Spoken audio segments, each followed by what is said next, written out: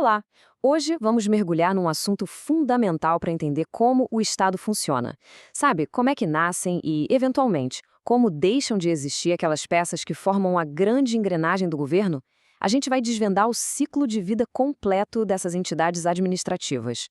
Pois é, já pararam para pensar nisso? Por trás de cada serviço público, seja na saúde, na educação ou na previdência, existe uma estrutura super complexa. E são justamente as entidades administrativas que funcionam como os braços operacionais do Estado que fazem a máquina toda girar. E para a gente organizar essa conversa, aqui está o nosso roteiro. Primeiro, vamos entender as peças dessa máquina. Depois, a gente vê as ferramentas legais que dão vida a elas. Aí vamos analisar uns casos práticos, como as autarquias e as estatais. E claro, vamos ver como tudo isso termina, com um guia de revisão no final para amarrar todas as pontas. Vamos lá? Então, para começar, vamos dar uma olhada nos blocos de construção da administração pública. Porque, olha, nem tudo o que parece ser parte do governo funciona do mesmo jeito. E aqui toma uma diferença crucial. Pensem num órgão público, como um ministério. Ele é como se fosse um departamento, uma parte do corpo do Estado. Ele não tem vida própria. Agora, um ente, como o INSS, é diferente. Ele é uma entidade separada, com CNPJ próprio, patrimônio, que pode assinar contratos e responder na justiça. É uma pessoa jurídica, criada pelo Estado para executar uma função. Certo? Agora que a gente já sabe a diferença, como é que o Estado cria esses entes? Bom, não é com estalar de dedos, não. Existem ferramentas jurídicas bem específicas para isso. É como se fosse uma caixa de ferramentas da legislação. Para cada tipo de entidade que se quer construir, o Estado precisa usar a ferramenta certa. A primeira ferramenta é a lei específica. Pensem nela como um ato de criação direto e reto. A lei é aprovada, é publicada, pronto. A entidade nasceu, já com personalidade jurídica e pronta para funcionar. Simples assim.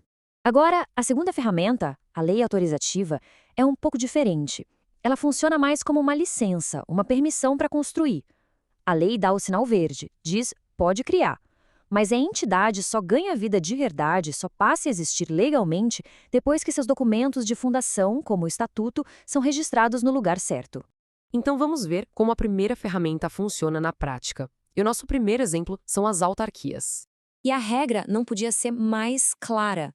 Ela vem direto da nossa Constituição Federal. Reparem bem, somente por lei específica. Não tem outro jeito, não tem atalho. Para criar uma autarquia, o único caminho é esse. O processo, então, é super direto. Olha só. Primeiro passo, a lei específica é publicada no Diário Oficial. Segundo passo, a autarquia já existe. Ela nasce junto com a lei. É um processo bem simples, de 2 passos. Mas nem sempre é tão simples assim. Agora, vamos falar das fundações e das empresas estatais. Para elas, o caminho da criação é outro, e envolve aquela segunda ferramenta, a autorização. No mesmo trechinho da Constituição, notem que a palavra-chave muda. Para a autarquia era criada. Aqui é autorizada. E essa pequena palavra muda tudo. A lei, nesse caso, não cria diretamente. Ela apenas dá a permissão para que a entidade seja criada. E, na prática, a diferença é enorme. O processo fica bem mais longo. Tem vários estágios, né? Primeiro, a lei autoriza. Depois, alguém tem que elaborar os estatutos, o contrato social. Aí, esses documentos precisam ser levados para registro. E só lá no final, depois de tudo isso, é que a entidade realmente nasce do ponto de vista legal. É um caminho mais burocrático, com certeza.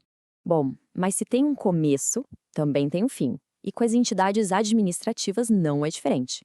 Agora a pergunta é, como elas são extintas? A lógica mais simples seria, se uma lei foi necessária para criar, uma lei também seria necessária para extinguir, certo? Isso é um princípio do direito chamado de paralelismo das formas. Mas, como quase tudo no direito, sempre tem um mas, sempre tem exceções. Olha só, para as autarquias e os órgãos públicos, a simetria é perfeita. Uma lei específica cria, outra lei específica extingue, sem mistério. Agora, quando a gente fala das empresas estatais, a coisa muda de figura. A regra é outra e aquela simetria se quebra. E aqui está o pulo do gato, uma decisão do STF. para privatizar ou extinguir uma estatal, não precisa de uma lei nova para cada empresa. Uma lei mais geral, como a que autoriza um grande programa de desestatização, já pode ser o suficiente. Isso, claro, muda completamente as regras do jogo para essas empresas. Certo, já passamos pela criação, pela autorização e pela extinção. Agora vamos juntar tudo num lugar só para ficar bem claro. Esse é o nosso guia de revisão final. E essa tabela aqui resume tudo de forma perfeita. Reparem no padrão. Para autarquia e para fundação pública de direito público, a regra é simétrica. Criação e extinção por lei específica. Fácil, né? Agora olhem para as de direito privado e para as estatais. A criação precisa de autorização por lei, mais o registro. Já a extinção pode vir de uma lei mais genérica, como no caso das estatais, ou de uma lei que autorize o fim. É aqui que mora a grande diferença. Essa assimetria é o ponto-chave que a gente precisa guardar. E tudo isso nos leva a uma reflexão final, né? Toda essa engenharia jurídica, com suas regras, simetrias e exceções, será que ela realmente serve para garantir que o poder público mantenha o controle sobre a sua própria estrutura? Ou será que, no fim das contas, tudo isso acaba se tornando um labirinto burocrático um pouco complexo demais? É uma boa pergunta para a gente continuar pensando a respeito.